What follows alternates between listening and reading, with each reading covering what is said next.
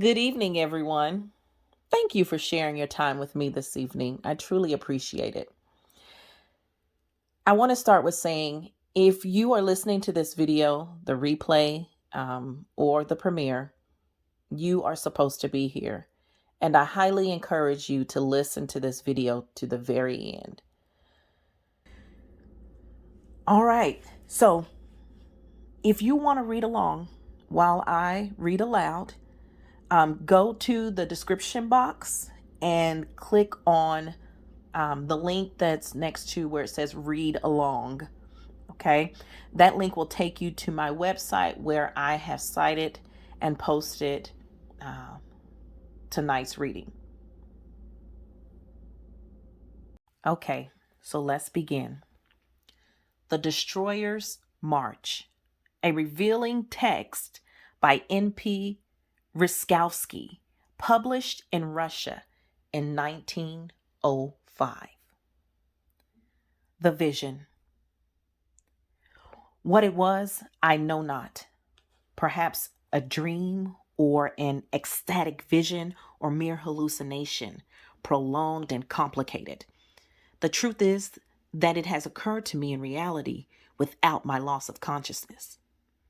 And I feel an insurmountable power which forces me to pass on, to tell everything I have seen and heard, to describe those terrible, monstrous figures which appeared in front of my eyes while I was sleeping, or I was not sleeping, or perhaps I was hallucinating in a certain way, while being attached to reality and aware of what surrounded me, standing right in front of that somber and frightening realm which opened itself before me. While I was sitting at my writing desk in the study around 1 o'clock after midnight, I was suddenly stricken by the feeling that I was quickly sinking into a darkened abyss in the middle of the earth, in hell, somewhere in the depth of 550 miles. I cannot tell how, but this number has been stuck in my memory ever since. There was pitch dark all around, and on the bottom of hell, fires were burning, rising up like elongated tongues, flying into scarlet blazes of blood color, and the darkness was black, darker than any rainy night without stars. In it, small round flames were glowing, and they would spread around everywhere, as if they were biting snakes. I later understood that these were similar to some disfigured creatures of terrible hideousness, such as that darkness and the small round biting flames were in their eyes. I could hear there, in darkness, harsh voices, like the clinking of copper plates, at the sound of which one's heart stops beating, falls on the floor, and turns to ice, being stricken with nausea. I could hear the indecent banter and could read the thoughts of these creatures of darkness, and all their secrets were revealed to me. And there was someone next to me, supporting me, in order for me not to die. And through him I was stronger than darkness. May all these be interpreted by my readers as they shall find fit, but I will describe everything that happened, and I will communicate what is written here and named by me. The Destroyer's March. I shall do this thing with humbleness. April 17th, 1905, N.P. Ryskowski, The Destroyer's March. I am weakened and defeated, but I still master the great power of suggestion. And I will break chains and handcuffs.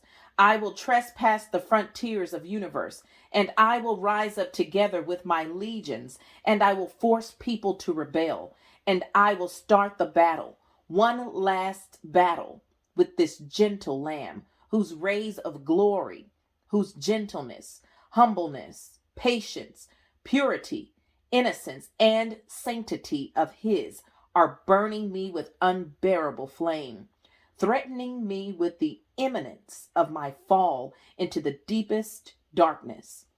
I know there is no escape from there, because that is the dwelling place of the eternal darkness of non existence, where times assigned to me are sealed and finished, all means completely lost.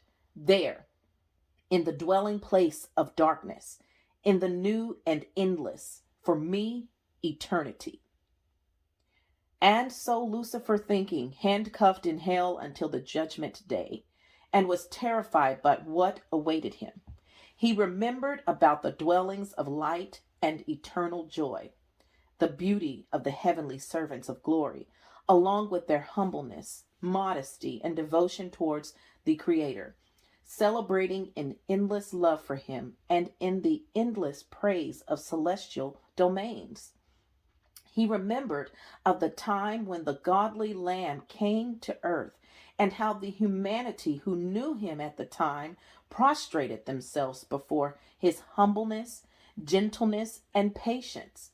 He remembered how successful were his trickeries of betrayal and perfidy, delivering the Son of God to death by crucifixion, his false victory against him, and that terrible moment of ultimate defeat through the light-bearing resurrection of the Son of God.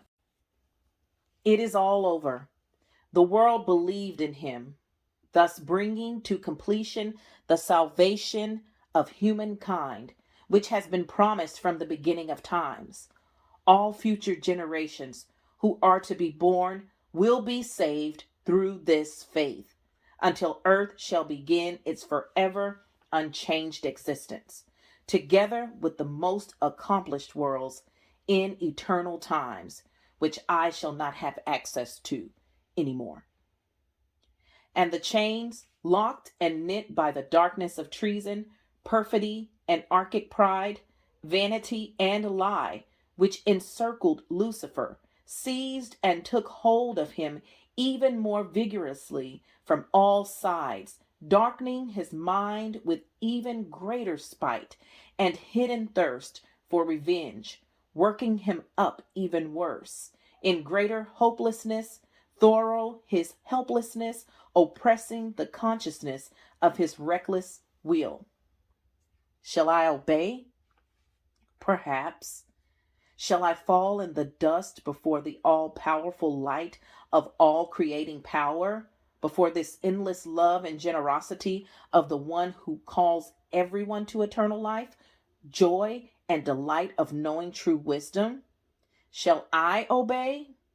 Shall I fall and prostrate myself after I withstood fighting for so many centuries?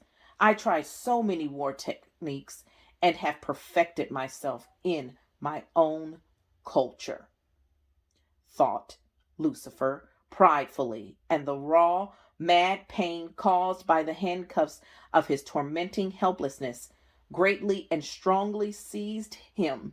He grew dark and more desperate, and the snake of his thought, twisting its ring, stretched itself in its entire length and stopped, then twisted back its rings and entwined itself in the ball of destruction, disaster, and death, endowing Lucifer with the strength of its flexibility, with the insinuating power of the serpent's wisdom.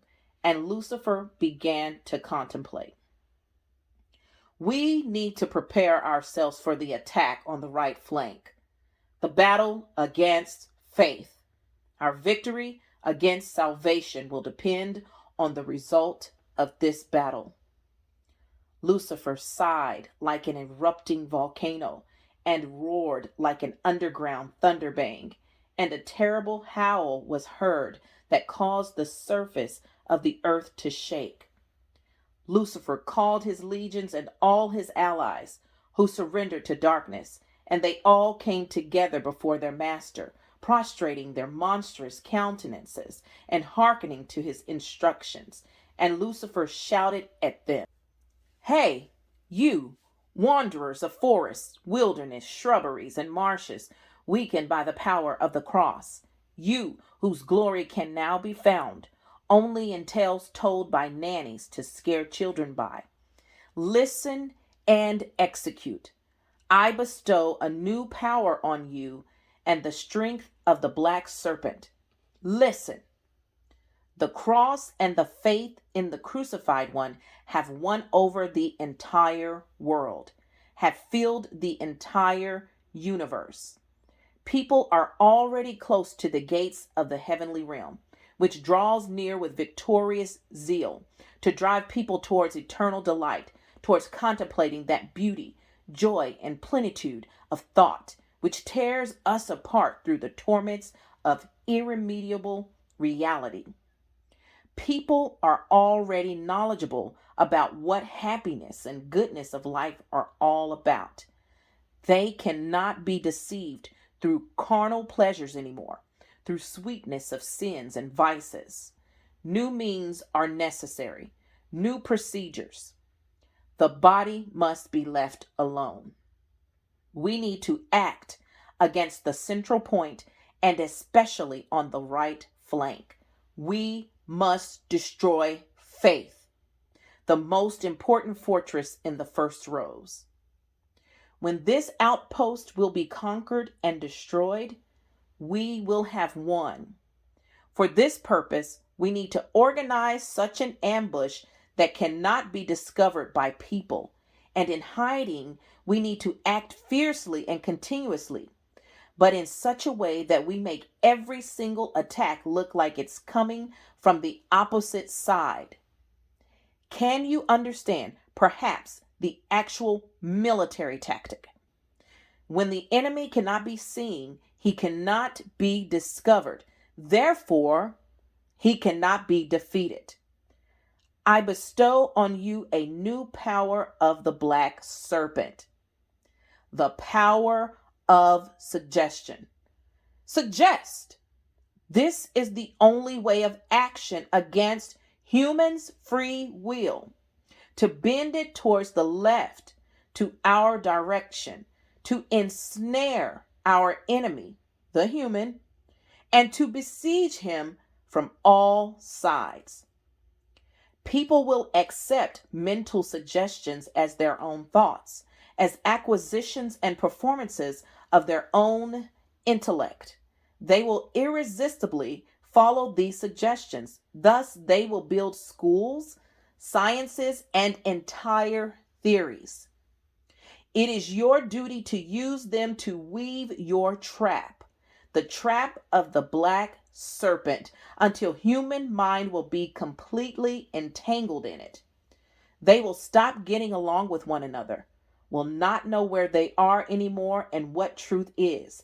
They will not be capable to think about salvation and escape, losing their capacity to even want them. Then the light within them will be polarized to darkness, becoming our darkness, and they will start calling it light.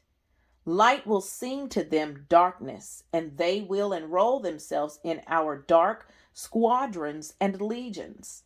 Left will become right to them, and the right will be taken for left. This left will be considered the true right, and their slavery and imprisonment will be taken for authentic freedom, which is despotism. After this, one more step, and we shall destroy everything on the face of the earth. Together with us, humans will begin to wish for devastation and ravaging destruction of everything that exists. Hooray! Hooray! Hell echoed the mad and frantic sounds of the dark legions, further growing into a demented burst of laughter, into a terrible howling of a beast, like a metallic clanking. Nauseous, venomous, which would tear one's soul, coming down from hell in eternal darkness, in the abyss of obscurity without exit, in the never-ending and eternal torment. The black serpents of demonic intrigues started to hiss, and, twisting their rings, stretched themselves at length in the darkest obscurity, and stood still. Then they twisted back their rings, and the eyes of the shrew were lit. Venomous, disgusting, murderous, killing everything alive, and darkness grew greater and was filled with groans and cries of torment, evil, helplessness, and thirst for destruction. Desperate, eternal, endless thirst. And suddenly, two dreadful eyes flashed and were lit, two dark pupils, black as night, piercing, daunting, and frightening. Lightning hail with the legions of monstrous creatures, and a deadly, frightening, and sinister silence was cast. Plan of attack. Number 1. Conquer the servants of the church and corrupt them. Lucifer gave a plan of attack to his legions. First and foremost, you shall win over the servants of the Eternal One's church. Show them how to gain power over those souls who long for salvation, over kings and rulers and feminine beauty, as well as the means of how to subjugate all of them. Show them worldly treasures, fortunes, and superficial seduction of comfort, pomposity, luxury, as well as the means of how to obtain them. Transform the sacred annunciation of the resurrected one into a tool that their own hands can use, hidden to the ones who long for salvation, so that it does not reveal their criminal character before people. Make sure to pervert them carefully and step by step. And when your suggestions will be taken by them for their own thoughts, then the lust of sinful sensuality and hidden desire for soul possession, the craftiness of their plotting and reign over souls and treasures of the earth shall seduce their thoughts and hearts. They, as Inquisition surely has throughout history, will begin to condemn, torture, and kill those who are innocent and insubordinate to them, those who reject their lies and hypocrisy, and through terror will they consolidate their authority. That's when your job will have been successfully finished. Faith will be weaker in people.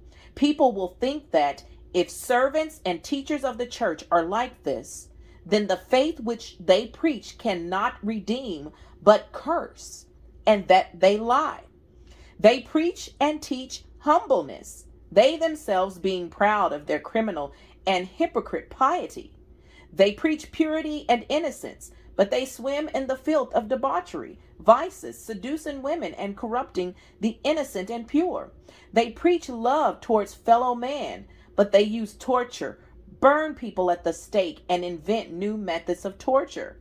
They preach abstinence and poverty, but they are unrestrained, arrogant, greedy, lovers of silver, and eager to obtain others' properties.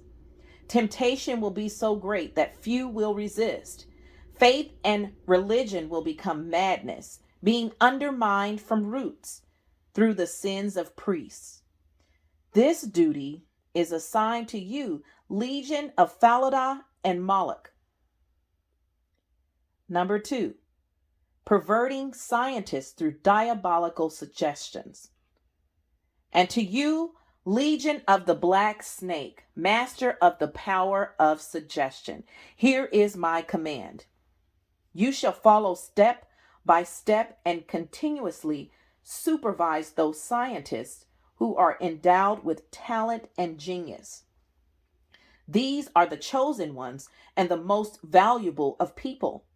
They observe nature and its miraculous structures and shapes, trying to understand the secret of life through the Creator's praise and knowledge of his inconceivable wisdom. Their purpose and aim are so clear and great, so that if they are successful, all lives of humans will be spent praising the all-powerful, and people will go back to eternal life and everlasting delight. To them, all happiness and joy of life shall be revealed, and their faith will be like a diamond, and earth together with all its inhabitants shall become the kingdom of the resurrected one. Then all our resources, methods of fighting, and time allotted to us will be over. Hurry up, legion of the black snake, hurry up servants to the realm of these selected ones, scientists and genius of sanctity of the cross. Suggest to them with cautiousness, deceive them secretly and in a manner that goes unnoticed, that there is nothing in the oversensitive and mysterious world. And in what concerns the progressive character of nature's development in the entire diversity of its beauty and harmony of its shapes, suggest cunningly to them the idea of auto creation. Suggest to them, in order to impress them even more, the Latin term of evolution. This word will become popular much faster and will be widely used because people are passionate about science and strongly believe in advanced scientists. As they proceed with the experimental research of the structure of matter and its shapes, carefully suggest to them, as well as during their investigation of soul and spirit hidden in mystery in the almighty power of the Creator, craftily suggest to them that this soul and that life creating, or whatever it's called, power does not exist at all. It being only apparent, just like movement, a simple movement, different only through speed, diversified by perception, or a reflection on the sensitive nervous ends, on the nervous cords of the organism, and that only matter exists, the visible and palpable substance, through the process of its auto-generating movement. This suggestion is so crafty that people will easily move toward denying that human soul exists and denying that God, the creator of the universe, exists.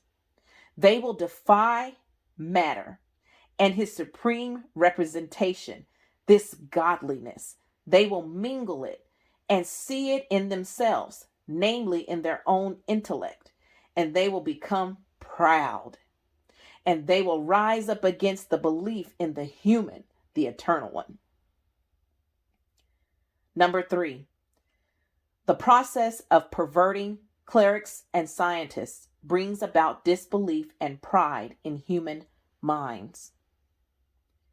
Upon seeing the servants of his church, as you have managed to transform them, proud and lustful, people will become completely mad against God and will forge an alliance with us, the demons, and will consider real and unique progress to be solely our culturalism and our demonic freedom.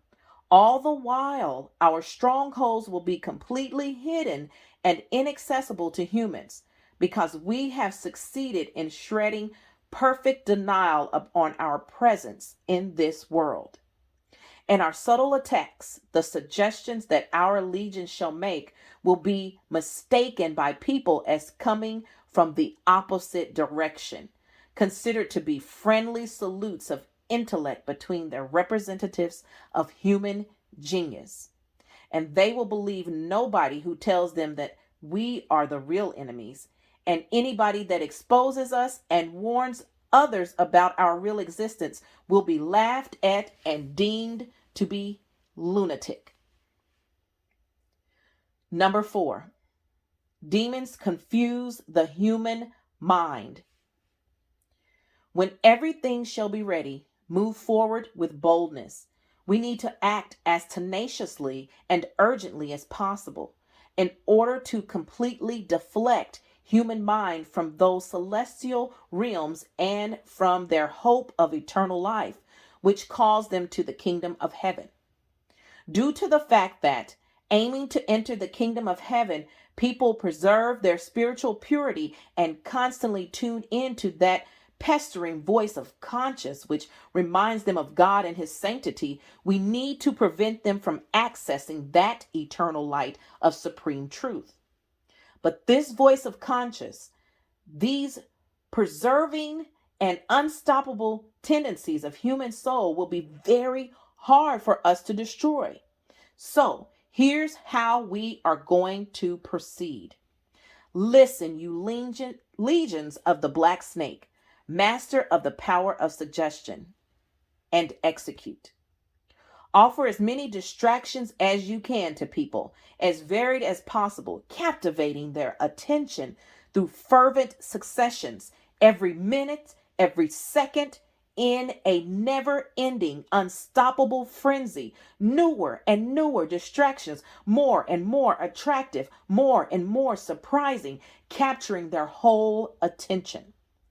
First of all, procedures of transmitting frequencies, thoughts, desires, their whole being, enabling them to hear things at a distance, to communicate their own thoughts at a distance, something amazing, gigantic, stupefying.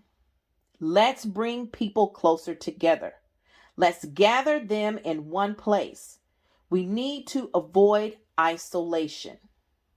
Destroy individuality. Drive them away from their inner voice, piquing their curiosity towards bright innovations and the unprecedented growth of intellectual inventiveness. Capture their entire attention. All this frantic technology will be a tool for us to use. Developing means of transport using steam, railways, and ships, roaring of trains, rapid movement as fast as lightning, confusing human brain, noise, jingle, whistling, huge train stations with their never-ending noise and tumult, a kaleidoscope of imagery and dangerous occurrences, audacious, almost insolent, leading to dizziness, leading to the damage of entire train wagons and people inside of it.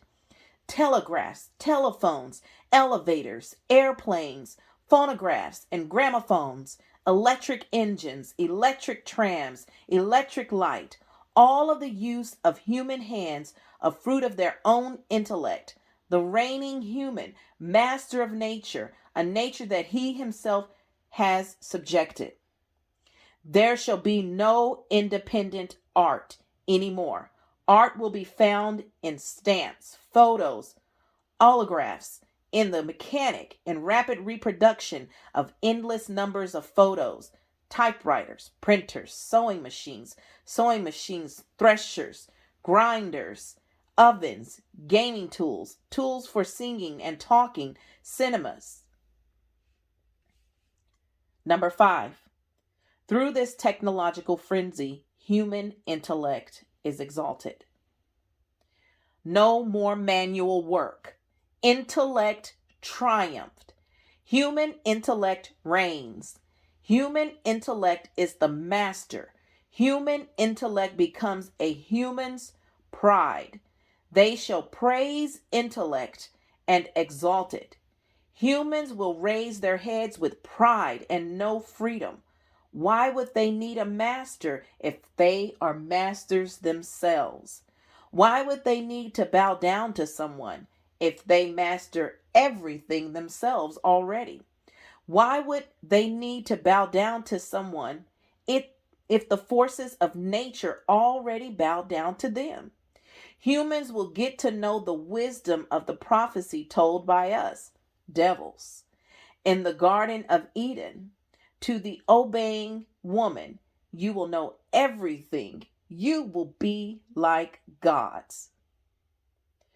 Number 6, the rebellion of humans amplifies their guilt and fear of loneliness. And humans will raise their heads and provoke heaven to war because it tortured them through the test of patience, and will rebel against respecting and obeying God's law, against humbleness and purity, against righteousness, scoffing at these qualities as if they were rather weaknesses, traits, or hesitation in servitude, and will replace them with anarchic freedom and enjoyment of sensual pleasures will be the adornment of this freedom. Life will become continuous movement, restless movement, a never-ending kaleidoscope of impressions. It will be overwhelming, pulling everything in, allowing them no time, not even for a moment, to remember God and his sanctity, to remember that peaceful life, full of love towards God's light, where its spring is, and which the fulfillment of the promise is. Nothing sacred, nothing godly shall satisfy and comfort humans anymore, and the voice of their conscience shall die off, and they will run away from it. And their fear shall be agony to them, and they will seek to join the herd, being afraid of loneliness and trying to block the voice of their own conscience from waking up. Number 7, the cult of intellect versus the cult of virtue. And so, instead of that childlike sanctity and spiritual purity that they, believers in the Lord, call virtue and spiritual development, as the Lamb taught them, we, demons, shall install our own culture, our own progress, one of triumphant and prideful intellect. Why respect this odious system, this conformity with the law? Why have this moral strength which unifies powers of soul and blocks human inclination towards the unquenchable desire of passion?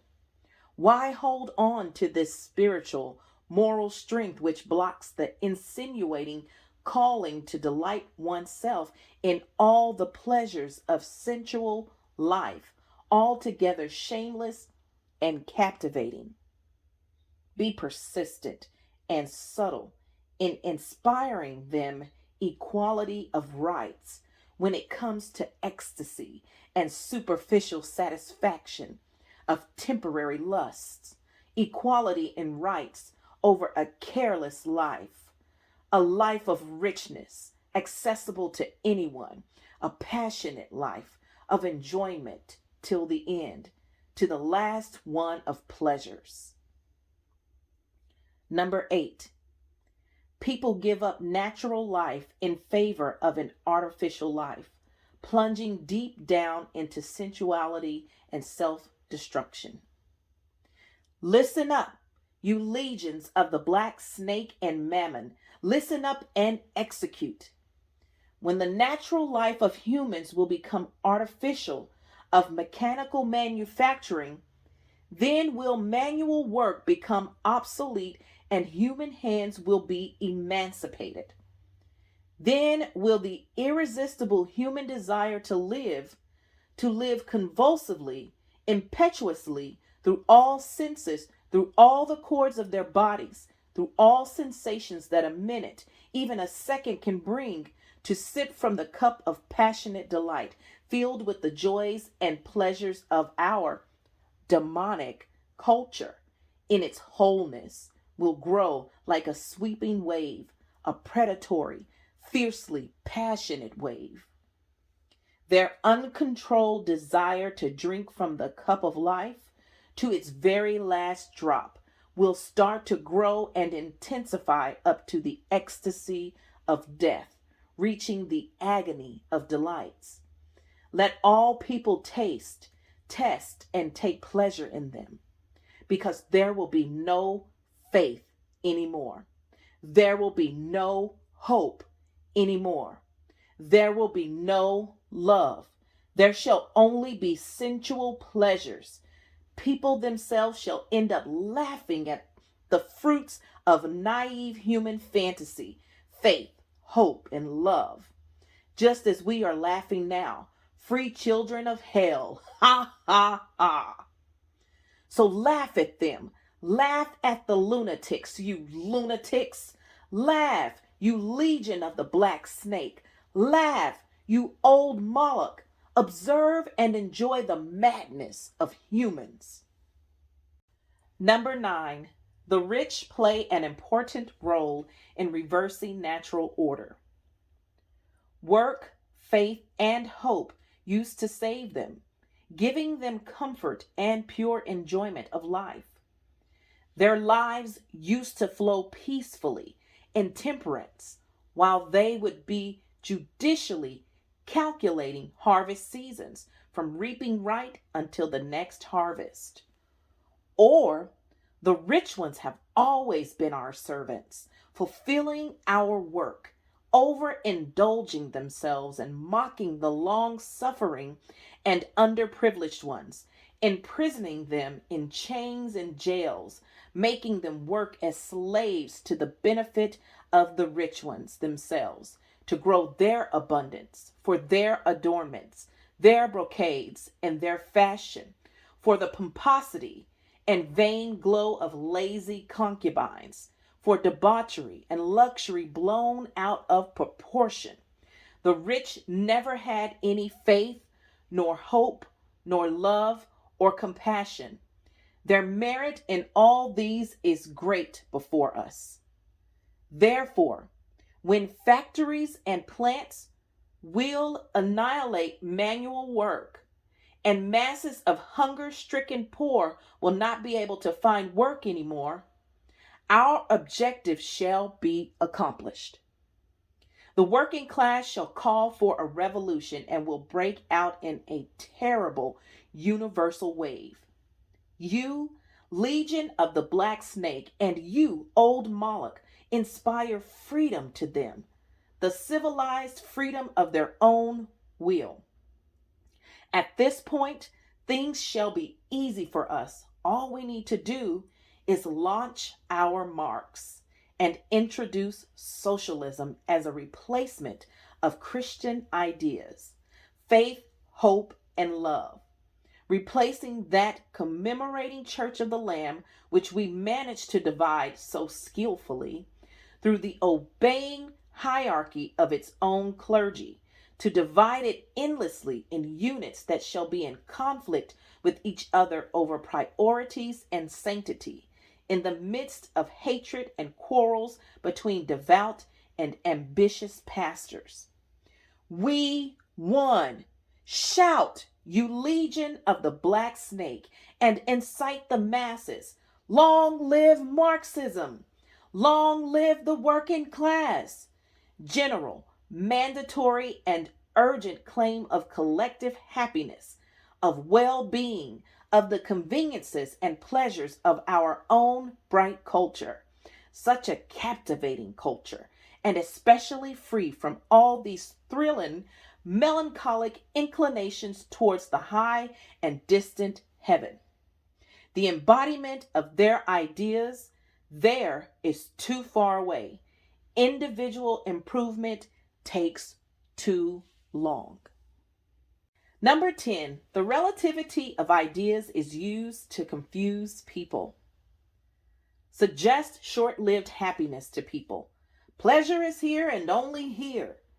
Suggest to each and every single one of them to be strong, energetic, and firm for the sake of social happiness, of the well-being of all people. Mock the notion of sin. Mock life's purity and sanctity. Mock human conscience. Mock them and firmly suggest to them that killing, spilling others' blood, the blood of many, of an entire group of enemies for the purpose of achieving social well-being is a heroic matter and a good deed. To be thrown in prisons, bunkers, and jails for the sake of social well-being is an even better deed, considered to be martyrdom. Kidnapping, attacking, robbing, or stealing for the sake of social purposes, that is an act of bravery. To be executed on the scaffold or on the guillotine, or to be shot for the sake of social well-being and for the sake of our culture, freedom, equality, and fraternity, thus getting rid of these fantasies of faith, hope, and love imposed on people. That is truly a heroic act. Heroism, not like the heroism of Christian martyrs, fulfilled out of love for the greatness of eternal life, but the heroism of our own martyrs, modern martyrs who shall die for a certain idea, for the happiness of society here on earth, happiness of completely enjoying all commodities and all those unstoppable and passionate tendencies to drink from the cup of life up to its last drop through goods equally distributed to each and every one. These brave martyrs of ours will exert an extraordinary influence on society, as they shall make a very fine distinction between the notion of heroic act and humble praise displayed by the martyrs of the Lamb, in order to steal their place and blur their remembrance from people's minds, thus minimizing the truth of their great martyrdom.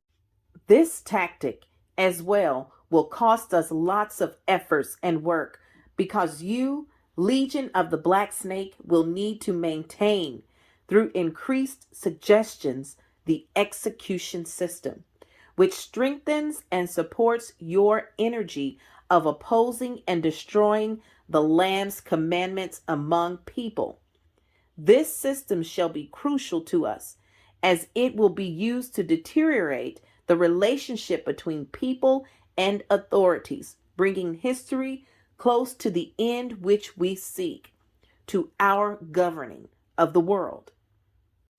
Do you understand this tactic? You, Legion of the Black Snake, and you, Old Moloch, and you, ever playful, ever friendly arrows, the child of the Black Snake.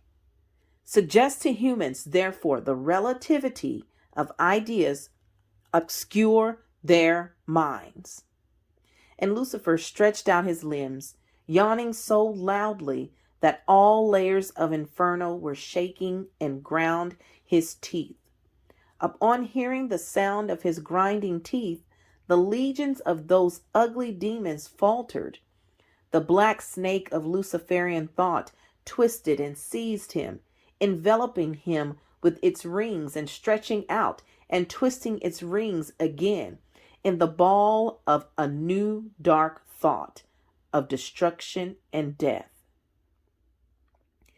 Humans possess a fortress, the strongest one, maternity.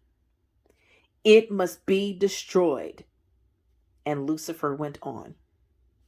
Listen up and pay attention, you Legion of the Black Snake, and you Old Moloch, and you ever smiling arrows, child of the Black Snake, born under the heavenly tree of seduction. Listen up. The most difficult of tasks is to be fulfilled by you, a task which our very success shall depend on, and all our plans will be futile if this task is not accomplished. Humans own a fortress, the most inaccessible, and that is maternity, giving birth to next generations of humans and educating them. The maiden and the mother, this is the fortress of humanity impossible to conquer, which we must constantly deal with. Aim all your attacks against her, skillfully and cautiously. If you do not conquer, if you do not subdue this fortress, everything will be in vain, as you won't be able to stop a new generation of humans from growing up and becoming another army against us. With the woman's help, we will manage to get our hands on the entire humanity in its present and future, to entirely abduct it. And suddenly, horrified by this thought, Lucifer twisted his face as if his teeth were aching. The snake of black thought slipped between his wide open, stricken with fear mandibles, and lost itself within him. The entire hell was shaken and trembled. A pure ray of light, coming down from the inaccessible heights, the lightning struck from the darkness, scattering it. This was the remembrance of mad Luciferian impotency and the Creator's eternal mercy. For a moment, there appeared in the sky, before Lucifer, the light-bearing face of the pure Virgin, the Lamb's mother, never tired and ever the protector and defender of maidenhood and motherhood of women. And the darkness of inferno grew more intense again, and Lucifer's eyes glittered. And out of his mandibles the snake of black thought came out, and an insolent and mocking smirk contorted his face. "We know these spooks all too well," he continued in an insolent, loud, and disgusting voice, like the clattering of a brass plate between hammer and anvil. He put on airs with arrogance, raising up a hairy and deformed fist with clenched fingers, displaying his sharp and white claws. Number 12. Perverted man is a trustworthy ally to the devil. We are not alone. We have an ally, the crown of creation himself. We can for sure rely on him entirely. Man is on our side, the masculine gender. He shall help us straighten things out. Listen up, you legion of the black snake, and you Mammon, and you Moloch, and especially you, funny and playful arrows, suggest to men, and especially to the young ones, excessive sensual lust. Suggest to them that all this chastity and purity of girls, shyness, and all this innocence of maidenhood and modesty of youth are nothing but prejudices without substance, which inhibit humans' natural needs and hinder life's pleasures. Incite men to practice free love without marriage, that kind of love which doesn't hinder personality, alluring through the openness of diversity. Incite in men aversion towards marriage, which oppresses personality, trapping them through the handcuffs of responsibilities. Show them and suggest to them the way of living in cohabitation and civil marriages. Medicine and Marxists will be of special aid to you here, through their popular publications and instructions about arbitrary sterility using special devices during sexual act. In this case, the press, our faithful friend, will prove itself to be an excellent weapon of rapid distribution of this absolutely essential knowledge for proliferating the erotic cult. This on one side. And when men will completely overindulge, tasting the sweet experience of erotic cult from their youngest ages, wishing for free cohabitation instead of traditional marriage, seduced by polygamy, then stimulate in the most valuable of women, in the strongest of maidens, hostility towards men, skillfully hurt them in their womanly pride and dignity, inspire in their conscience the need to emancipate, the need for independent work and equality to men when it comes to civil rights, men who are guilty of their oppressed fate, men who have deprived her of a family home and who threatened her sublime natural gift of motherhood. The nervous system in women is differently built, being more sensitive to suggestions. Number 13. Having been skillfully wounded in her dignity, woman is pushed towards emancipation and thus removed from her divine purpose. Suggest to them with courage, but with precaution also, that they are equal to man.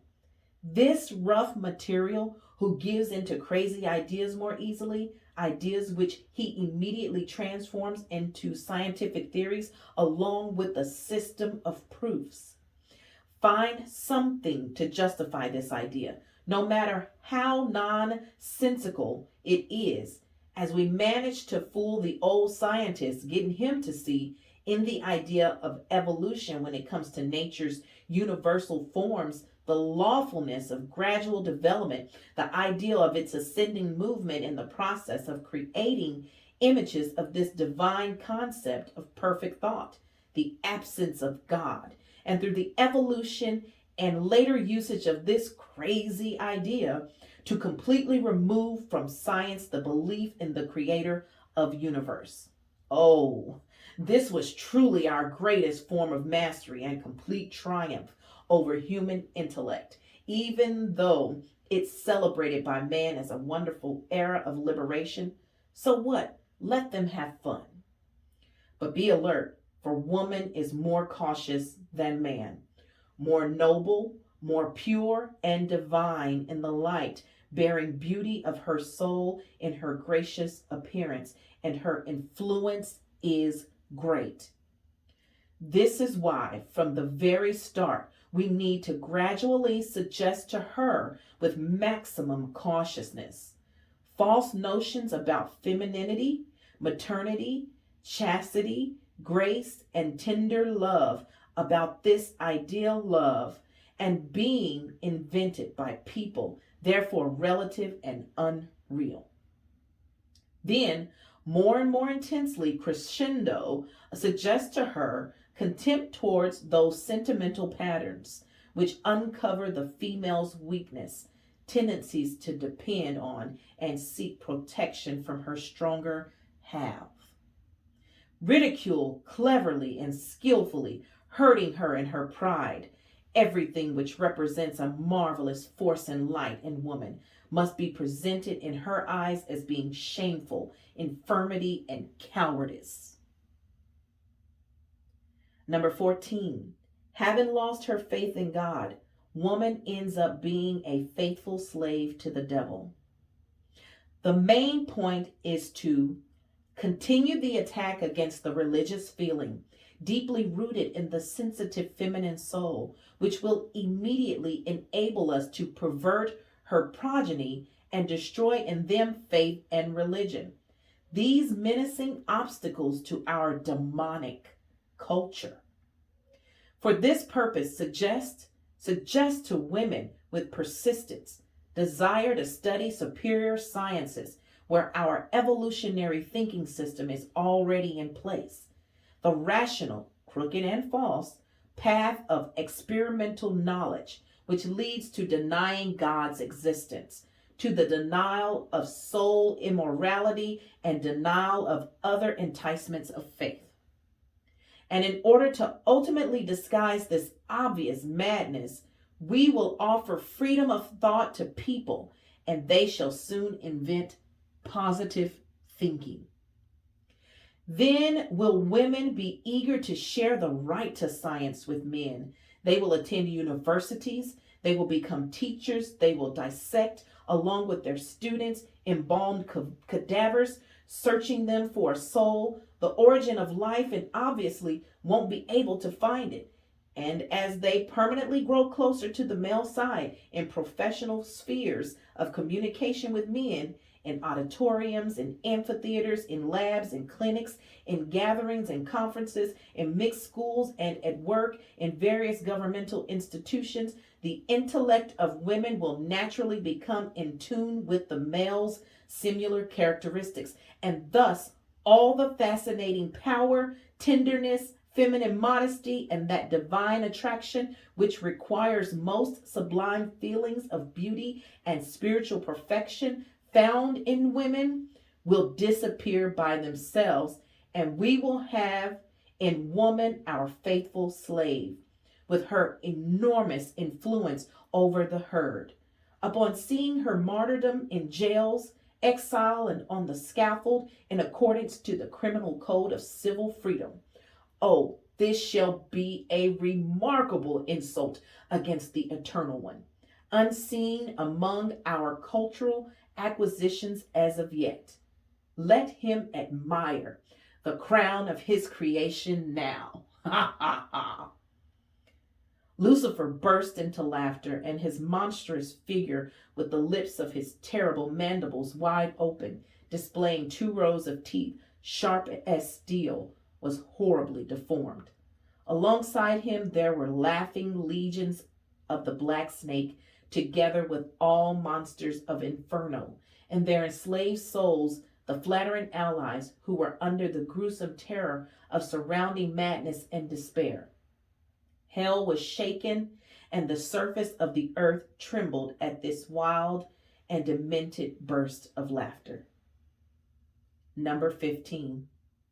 through practices of clairvoyance and magic, step by step towards the coming of Antichrist in a world led by total anarchy.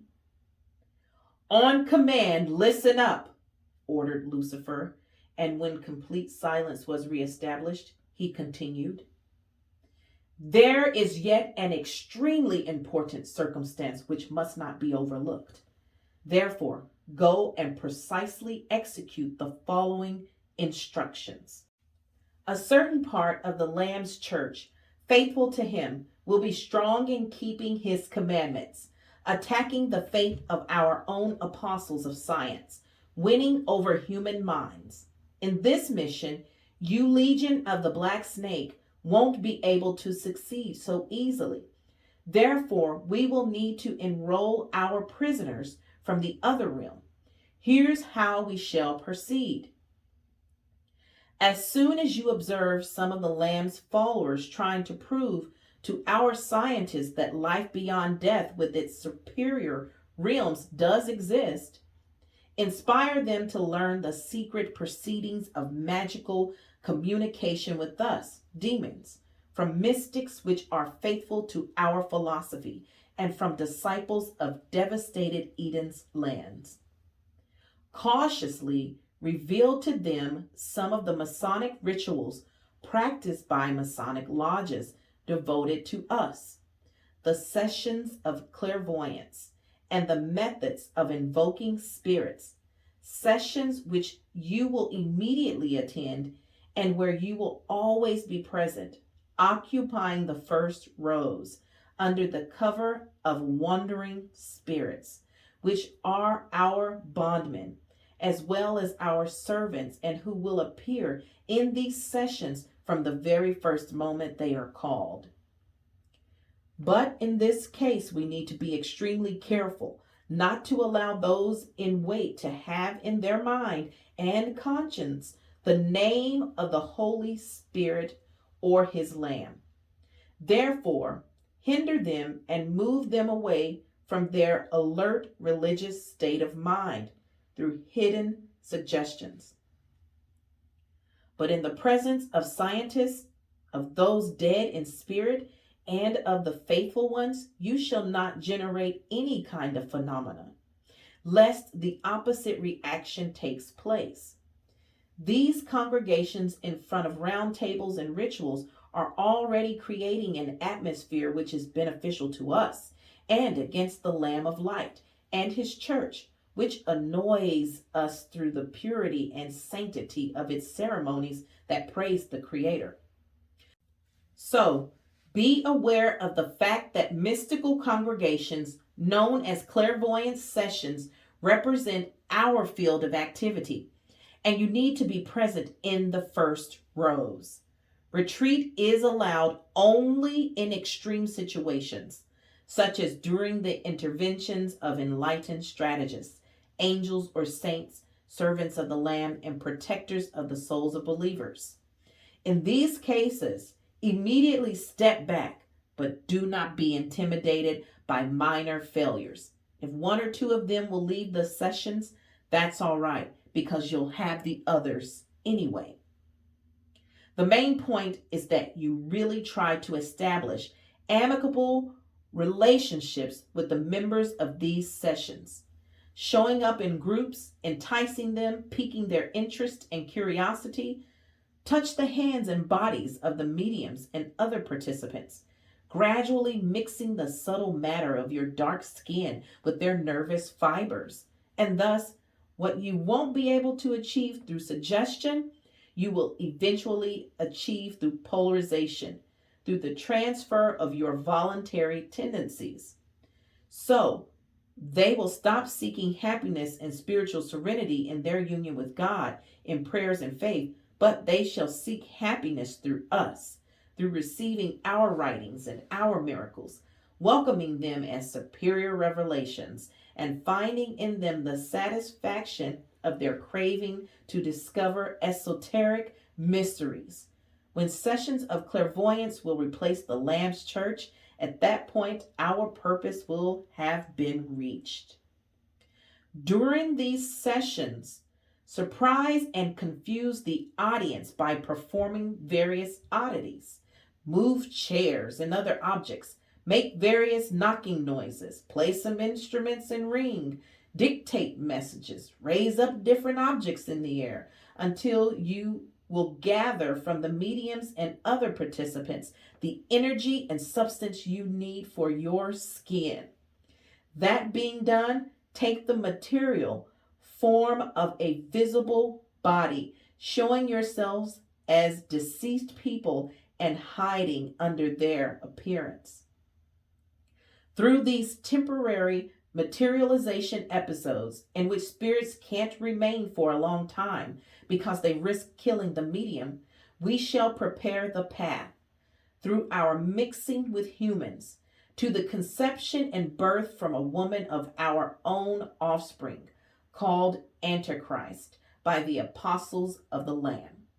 We will compress inside him the entire human science, so skillfully turned upside down by us, the knowledge of all the miracles that can be formed or performed through our powerful magic, and the procedures of bringing the dead back to life.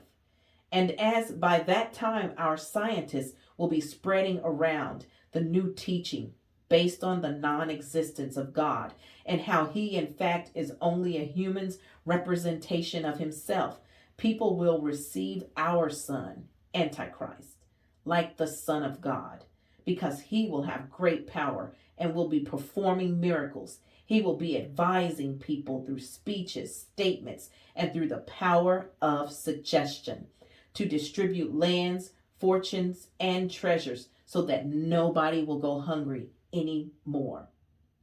It is then when human society shall stop calling itself the Church of Christ, but social union instead. It will be based on total anarchy, and it will be secretly and covertly under our control. Therefore, even the elect will end up going on our side. And if a small herd of Christians still remains there, scattered on the face of the earth, that won't be a big deal for us. So, through our alliance with humans, we will go forth towards our last and decisive battle against the Lamb, Son of the Eternal One, and we will set our own empire on earth.